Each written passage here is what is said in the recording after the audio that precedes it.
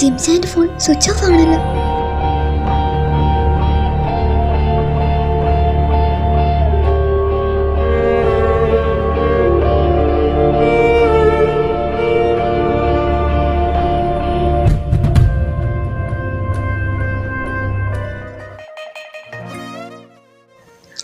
ഞാൻ സത്യമാ പറഞ്ഞേ, ഒന്ന് വിശ്വസിക്ക് ജിമിച്ചായ.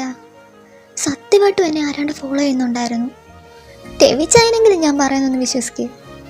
നീ ആദ്യം ഒന്ന് സമാധാനപ്പെട്, എന്നിട്ട് കാര്യം പറ കുക്കീസേ. അതല്ലേ ഞാൻ ഇത്രയും നേരം കൊണ്ട് പറയുന്നേ. ഇന്നലെ ഞാൻ പ്രാക്ടീസ് കഴിഞ്ഞ് തിരിച്ച് ഹോസ്റ്റലിലോട്ട് പോയപ്പോൾ ആരും എന്നെ ഫോളോ ചെയ്യുന്നുണ്ടായിരുന്നു. ആ ഇരുട്ടത്ത് ഞാൻ ആകെ പേടിച്ചു പോയി. തിരിച്ച് ഹോസ്റ്റലിൽ റൂമിലെത്തിക്കഴിഞ്ഞ് എനിക്കൊന്ന് ശ്വാസം നേരെ വീണത്. അല്ല, നീ എന്തിനാ അത്രയും ലേറ്റാവാൻ നിന്നേ? പ്രാക്ടീസ് കഴിഞ്ഞ് ജീനയുടെ കൂടെ പോവാണെന്നല്ലേ നീ എന്നോട് പറഞ്ഞു? അത് പിന്നെ ഇടയ്ക്ക് ജൂണേടൻ വന്നായിരുന്നു. അപ്പോൾ ഞാനാ ജീനേച്ചിയെ നിർബന്ധിച്ച് ജൂണേടൻ്റെ കൂടെ പറഞ്ഞു വിട്ടെ. പിന്നെ പ്രാക്ടീസ് ചെയ്ത് ഡാൻസ് കളിക്കുന്നതിൻ്റെ ഇടയ്ക്ക് സമയം പോയതൊന്നും അറിഞ്ഞില്ല. ആ, അതെനിക്കറിയാം. നിനക്ക് പിന്നെ ഡാൻസ് കളിക്കുമ്പോൾ ബോധം കാണത്തില്ലല്ലോ. അല്ല, ഇതാരായി പറയുന്നേ? എന്നെ ഇങ്ങനൊരു ഡാൻസ് ഭ്രാന്തിയാക്കിയത് നിങ്ങളല്ലേ? ആ, കൊള്ളാം. ഇപ്പൊ കുറ്റമല്ലോ എൻ്റെ. ഒന്ന് നിർത്താവോ? അല്ല, നീ എന്താ ഒറ്റയ്ക്കാണെങ്കിൽ ഞങ്ങളെ ആരെങ്കിലും വിളിക്കാഞ്ഞേ? ആര് പറഞ്ഞു വിളിച്ചില്ലെന്ന്? ജിമ്മിച്ചായൻ്റെ ഫോണാണെങ്കിൽ സ്വിച്ച് ഓഫ്. പിന്നെ ടെവിച്ചായൻ്റെ നമ്പർ എനിക്കറിയത്തില്ലല്ലോ. ആ, പോട്ട്. നിനക്ക് തോന്നിയതായിരിക്കും. ആര് വരാനാ കുറേനൊക്കെ. കണ്ടോ, ജിമ്മിച്ചായൻ ഇപ്പോഴും എന്നെ വിശ്വാസമായിട്ടില്ല. ഞാൻ പോവാ. നിനക്ക് എന്താ തോന്നുന്നത് ടെവി? എന്ത്? എനിക്ക് കൂക്കിയെ നല്ലപോലെ അറിയാം. അവൾ ഒരിക്കലും വെറുതെ ഇങ്ങനെയൊന്നും പറയത്തില്ല. അവൾക്ക് എന്തായാലും ഫ്രഷേഴ്സ് ഡേ കഴിയുന്നിട വരെ വൈകിട്ട് പ്രാക്ടീസ് ആണ്. അപ്പം അത് കഴിഞ്ഞ് ഹോസ്റ്റലിലേക്ക് പോകുമ്പം നമ്മൾ രണ്ടുപേരിൽ ആരെങ്കിലും ഒരാളവിടെ കൂടെ വേണം. ഞാനാണെങ്കിൽ ആ ജൂൺ എന്നെ പിടിച്ച് ആർട്സ് ക്ലബ് സെക്രട്ടറി ആക്കിയോണ്ട് നിന്ന് തിരിയാൻ സമയമില്ല. അതുകൊണ്ട് നീ വൈകിട്ട് അവിടെ കൂടെ ഒന്ന്. അത് എനിക്ക് പ്ലീസ്ഡാ തേ, ഞാൻ വേറെ ആരോടാ പറയുന്നേ? ശരി. അങ്ങനെ പുതിയൊരു അധ്യയന വർഷം കൂടി ആരംഭിച്ചിരിക്കുന്നു. പുതിയതായി ഈ കോളേജിലേക്ക് എത്തിയ നിങ്ങൾ ഓരോരുത്തരെയും ആർട്സ് ക്ലബ് സെക്രട്ടറി എന്ന രീതിയിൽ ഞാൻ സ്വാഗതം ചെയ്യുന്നു. ഒരുപാട് സംസാരിച്ച് ഞാൻ നിങ്ങളെ ബോറടിപ്പിക്കുന്നില്ല. This is freshers day. ഇത് നിങ്ങളുടെ ദിവസമാണ്. So let's move on to the first performance, the performance of the day.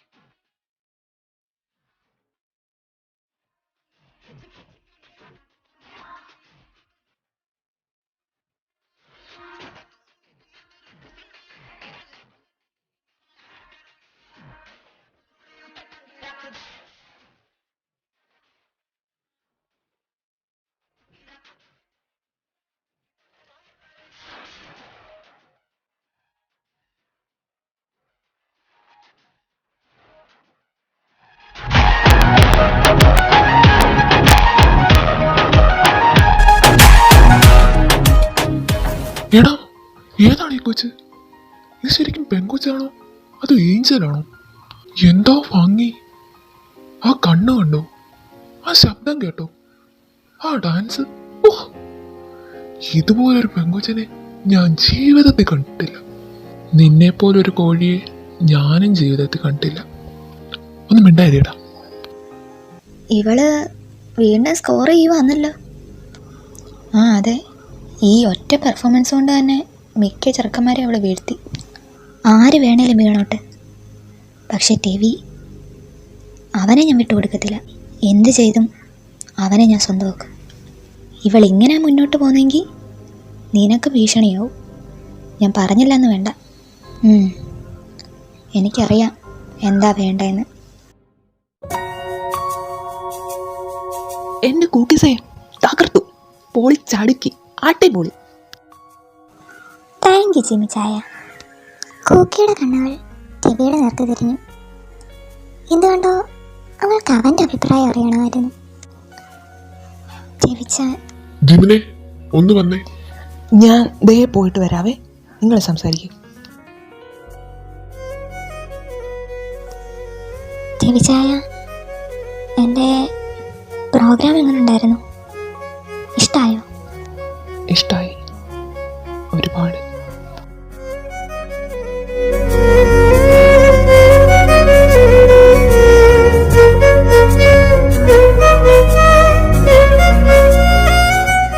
പതിവ് പോലെ കൂക്കി ജിമ്മിൻ്റെ ഒപ്പം കോളേജിലെത്തി. ജിമ്മി ചായ, ദോ ടിവിച്ചായ.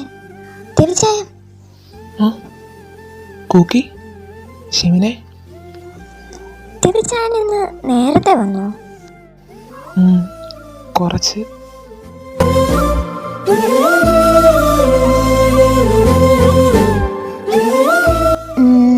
എന്നാ നിങ്ങൾ നിൽക്കേ, ഞാൻ ക്ലാസ്സിലോട്ട് പോട്ടെ. കൂക്കി ക്ലാസ്സിലേക്ക് പോവുകയായിരുന്നു.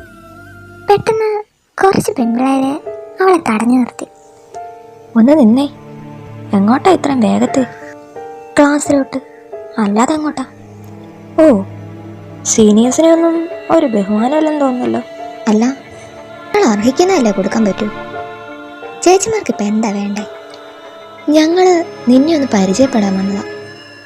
എന്താ പേര്? കൂക്കി. കൂക്കി, നല്ല പേര്. പക്ഷേ നിനക്കത് ചേരത്തില്ല. എന്തായാലും നീ ആള് കൊള്ളാം. വന്നിട്ട് 2 ആഴ്ച തികച്ചിട്ടില്ല. അതിനിടയ്ക്ക് കോളേജിലെ 2 സൂപ്പർ ഹീറോസിനെ വളച്ചെടുത്ത്. നിനക്കൊക്കെ ചേരുന്ന പേര് ഇതൊന്നുമല്ല, വേറെയാ. കൂക്കി ചുറ്റിനും നോക്കി. മറ്റു കുട്ടികൾ അവരെ തന്നെ ശ്രദ്ധിച്ചു നിൽക്കുകയാണ്. അവൾക്ക് അവളുടെ ശരീരം തളരുന്ന പോലെ തോന്നി. ഇതിനു മുമ്പ് ഒരിക്കലും ആരും അവളോട് ഇങ്ങനെയൊന്നും പറഞ്ഞിട്ടില്ല. അവളുടെ കണ്ണുകൾ നിറയാൻ തുടങ്ങി.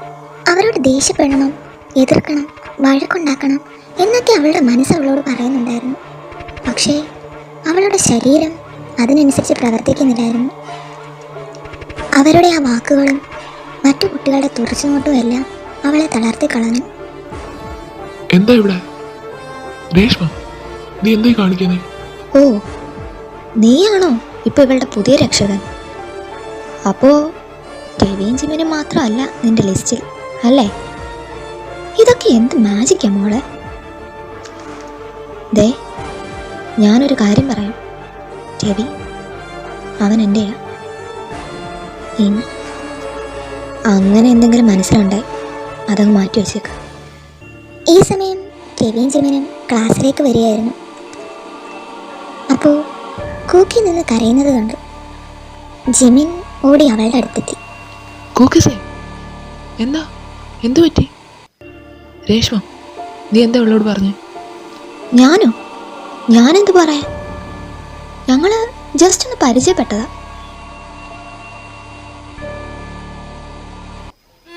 കൂക്കിസേ,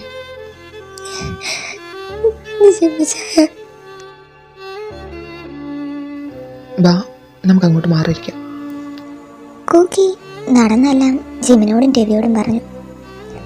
രവി എല്ലാം കേട്ട് പ്രത്യേകിച്ച് ഒരു ഭാവവ്യത്യാസം ഇല്ലാതെ ഇരിക്കുകയാണ്. ജിമിനാവട്ടെ വല്ലാണ്ട് ദേഷ്യം വന്നു. പക്ഷേ അവൻ കൂക്കിക്ക് വേണ്ടി കഷ്ടപ്പെട്ടതടക്കി. പോട്ടെ കൂക്കിസേ, അവക്ക് ജലസിയാ. അവള് 3 വർഷം കൊണ്ട് രവിയുടെ പറയും നടക്കുക. പക്ഷേ അവൻ ഇതുവരെ അവളുടെ മുഖത്തേക്ക് പോലും നോക്കിയിട്ടില്ല. അവന് അങ്ങനെ ഒരാൾ പറയാൻ നടക്കുന്ന കാര്യം പോലും അറിയത്തില്ല, അല്ലേ ടിവി? ജിമിനും കൂക്കിയും രവിയെ നോക്കി. അവൻ തല ഉലുക്കി. കൂക്കിയുടെ മുഖത്ത് ഒരു പുഞ്ചിരി വിടർന്നു. ആ, ഇപ്പോഴാണ് എൻ്റെ കൂക്കീസായ. അപ്പോൾ കണ്ണൊക്കെ തുടച്ച് സുന്ദരി കുട്ടിയായിട്ട് തിരികെ ക്ലാസ്സിലേക്ക് പോയേ. ഞാൻ അല്ലേലും സുന്ദരിക്കുട്ടിയാ. അതെ അതെ. അപ്പോൾ ക്ലാസ്സിലേക്ക് പോ സുന്ദരിക്കുട്ടി. പാവം, അവൾക്ക് ശരിക്കും ഹാർട്ടായിട്ടുണ്ട്. എന്തായാലും ആ രേഷ്മയെ ഞാൻ ശരിക്കും ഒന്ന് കാണുന്നുണ്ട്. കൂക്കി ക്ലാസ് കഴിഞ്ഞ് കോളേജിന് പുറത്തേക്ക് വരികയായിരുന്നു. പെട്ടെന്ന്